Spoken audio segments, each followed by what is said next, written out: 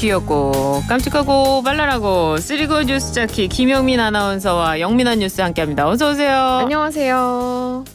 식스센스급 반전 아닙니까? 네, 맞습니다. 저도 월요일이라고 생각했었는데 그래요. 이게 목요일에 쉬는 게 좋은 것 같아요. 좋아요. 목요일에 좀 쉬는 날로 정해줬으면 그러니까요. 좋겠어요. 쉬어보니까 금요일 하루만 더 하면 또 주말이잖아요. 그러니까요. 불목. 불목. 불목 예. 좋은 것 같아요. 그리고 그 주말에 이제 장사하시거나 주말에 일하시는 분들도 목금토일 아, 그러니까요. 4일을 일할 수 있으니까 돈도 많이 벌고. 주 3일째 어때요? 주 3일째.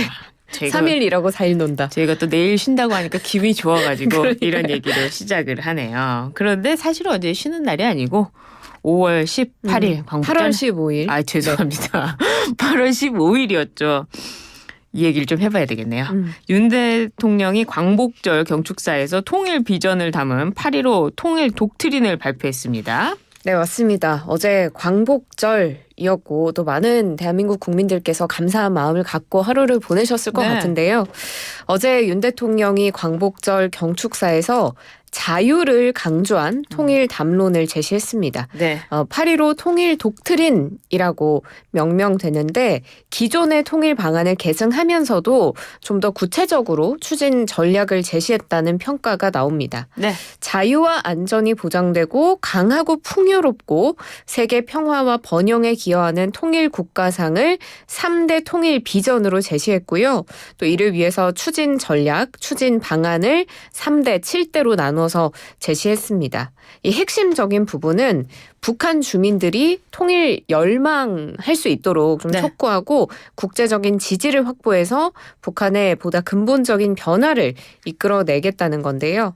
북한이 내적으로 변화해서 통일의 길로 나올 수 있게끔 유도하겠다 이런 내용입니다. 그렇습니다. 8.15 통일 독트린 이 발표 남북 간 대화 협의체 설치도 제안을 했다고 하는데요. 네, 맞습니다. 남북 당국 간의 실무 차원의 대화협의체를 할 것을 제안했습니다. 이 안에서 긴장 완화를 포함해서 경제협력, 인적인 왕래, 문화교류, 재난, 기후변화 대응에 이르기까지 모든 문제, 어떤 문제든지 다룰 수 있다라고 윤 대통령이 강조했습니다. 네. 이렇게 북한의 대화를 제안한 것은 취임 2년 3개월여 만에 처음인데요. 그렇지만 북한에서 이를 받아들일지는 좀 미지수입니다.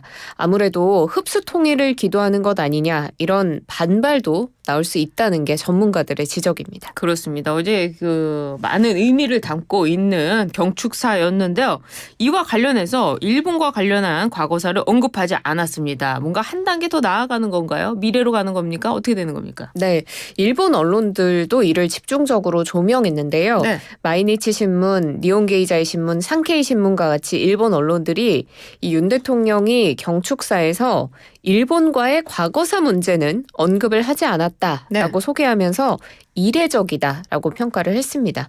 일본에 대한 언급이 있었던 부분은 사실 과거사 부분이 아니고 그 경제에 대한 이야기를 할 때 뛰어넘었다, 경제가 많이 발전했다 하면서 일본 얘기가 잠깐 나왔고요. 대통령실 고위 관계자는 이제 일본과 대등하게 선의의 경쟁을 펼칠 수 있을 정도로 커졌다는 함의를 담고 있다고 했습니다. 한일 관계를 지적하지는 않았지만 이 한일 관계에 대한 자신감을 내비친 것이다. 이렇게 밝혔습니다. 그렇습니다. 우리 국민들이 그런 것 같아요. 평소에는 일본 여행도 1순위로 꼽지 않습니까? 그런데 또 역사적으로 보면 또 이 반일 감정도 아직 남아있는데 여러 가지 혼재된 감정 속에서 이번 윤 대통령의 경축사에서는 뭔가 좀 미래로 그리고 경제로 그런 부분을 강조했던 것 같다 이런 생각이 듭니다. 그런데 윤 대통령 경축사에서 통일을 외쳤지만요. 이 경축사의 광복회가 공식 경축식에 불참하고 자체 기념식을 열었습니다. 이거 어떻게 된 겁니까? 네, 맞습니다. 예고한 것처럼 광복회, 독립운동 관련 단체들은 자체 기념식을 열었고요. 여기에 광복회원, 독립운동가 유족과 같이 총 450여 명 규모의 참가자들이 참석을 했습니다. 이종찬 광복회장이 기념사에서 국민께 이해와 용서를 구한다고 먼저 이야기를 하면서 역사적 퇴행을 지켜볼 수만은 없었다. 이런 이야기를 했는데요. 아무래도 김영석 독립기념관장 임명 다시 한번 비판했다고 볼 수가 있겠습니다. 이종찬 회장이 최근에 왜곡된 역사관이 버젓이 활개치면서 역사를 허투루 재단하는 인사들이 역사를 다루고 교육하는 자리 전면에 등장하고 있다고 비판했는데요. 네. 피로 쓰인 역사를 혀로 논하는 역사로 덮을 수는 없다고 강조했습니다. 왜 이렇게 강한 표현을 쓰는지 모르겠는데요. 이 야권 인사들도 정부 공식 경축식에는 불참을 했고 광복회가 따로 한 이 행사에 네. 참석을 했다면서요. 네, 맞습니다. 저희 방송 때도 전해드렸지만 네. 광복회가 기념식에 정쟁으로 번질 수 있기 때문에 정치인을 초대하지 않겠다라고 이야기를 했었습니다. 네. 그렇지만 실제로 출입을 막지는 않으면서 민주당, 조국혁신당 등 야권 인사들이 기념식에 참석을 한 건데요. 박찬대 원내대표, 조국 대표, 또 용해인 기본소득당 대표 등이 대거 참석했습니다. 네. 야권 인사들이 또 어제 정부를 향해서 정말 강한 비판 메시지를 내기도 했는데 네. 박찬대 원내대표가 어제 규탄 성명을 냈습니다. 우리 역사에 이처럼 파렴치한 친일 매국 정권 없었다. 윤석열 정권 역사 쿠데타 저지 TF를 만들겠다라고까지 이야기를 했고요. 네. 또 조국 대표는 윤 대통령을 향해서 조선 총독부의 10대 총독이냐. 이쯤 되면 윤 대통령이 뉴라이트, 친일파 숙주가 아니라 몸통이다. 이렇게 강하게 비난했습니다. 그러네요. 근데 이 여야가 둘로 쪼개진 광복절을 서로의 탓으로 또 돌리고 있다고요? 네, 맞습니다. 이재명 전 대표가 어제 소셜미디어에 올린 글을 보면 윤석열 정권이 역사의 전진을 역행하고 있다라고 이야기를 하면서 네. 차마 고개를 들 수 없는 부끄러운 광복절이다. 라고 현 정권에게 화살을 돌렸고요. 여권에서는 지금 우원식 국회의장도 같이 이 네. 정부 주최 경축식에 불참했기 때문에 대단히 유감스럽게 생각한다고 민주당을 비난했습니다. 실제로 한동훈 대표는 이견이 있으면 말씀하실 수 있는데 불참하면서 마치 나라가 갈라지는 것처럼 보이게 하는 것 부적절하다고 지적했습니다. 그렇습니다. 하여튼 이 광복절에 왜 이런 일이 발생했는지 좀 이해가 안 되는 국민들께서 상당히 이해가 안 될 것 같은데 뭔가 해결이 됐으면 좋겠다 이런 생각이 드는데요. 이런 가운데 KBS가요.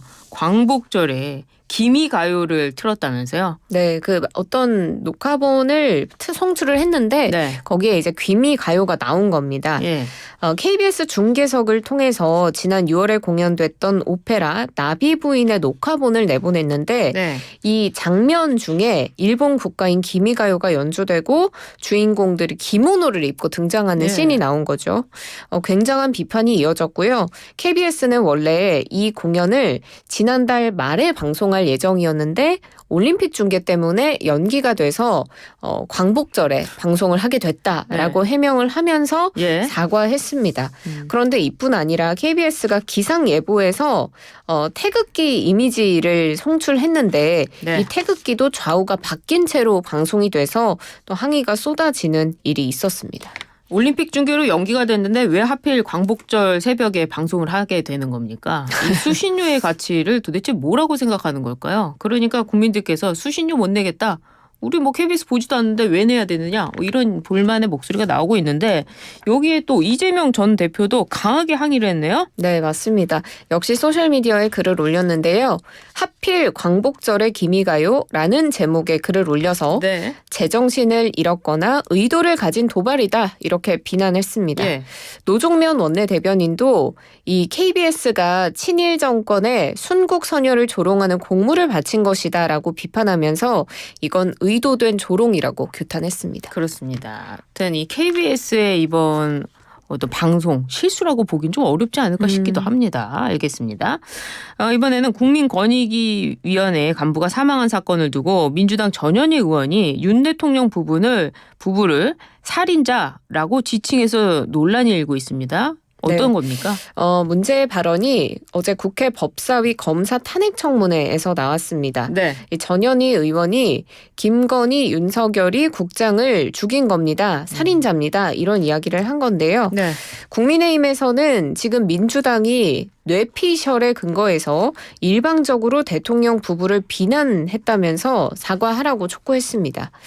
국민의힘 내부에서는 또 오히려 민주당을 직격하는 그런 이야기가 나오기도 했는데요. 김종혁 최고위원이 그럼 그분은 연쇄살인자냐? 라는 말이 목까지 차올랐다라면서 민주당을 비판했고요. 강명구 의원도 그럼 이재명 대표는 5명의 살인자인가 이렇게 되묻기도 했습니다. 그래요. 이런 표현이 정치권에서 나온다는 것이 참 국민들 듣기에 민망할 것 같습니다. 어떤 법적인 책임을 다 떠나서 정치적인 책임을 묻더라도 우리 국민의 수준을 생각해서 표현을 정제해야 되는 거 아닌가 싶은데 요즘에는 표현이 정제되지 않은 게 너무 많은 것 같아요. 네. 대통령실에서도 해당 발언을 강도 높게 비판했죠. 네, 맞습니다.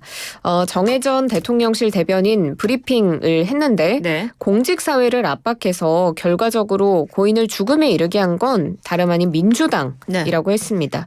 이 공직자의 죽음마저도 정치 공세에 활용하는 이 야당의 저열한 행태, 안타까움을 금할 수 없다면서 이게 일방적 주장에 근거했기 때문에 인권 유린이자 국민을 향한 모독이라고도 했습니다. 그래요. 대통령실에서도 반박이 나왔군요. 이건 앞으로도 계속될 것 같은데 이 소식까지 또 다음 주에 전해드리도록 하겠습니다. 오늘 금요일입니다. 김영민 아나운서. 좋아요. 네, 불금 보내시고요. 네, 저희 열일하겠습니다. 네, 월요일에 뵙도록 하겠습니다. 감사합니다. 고맙습니다.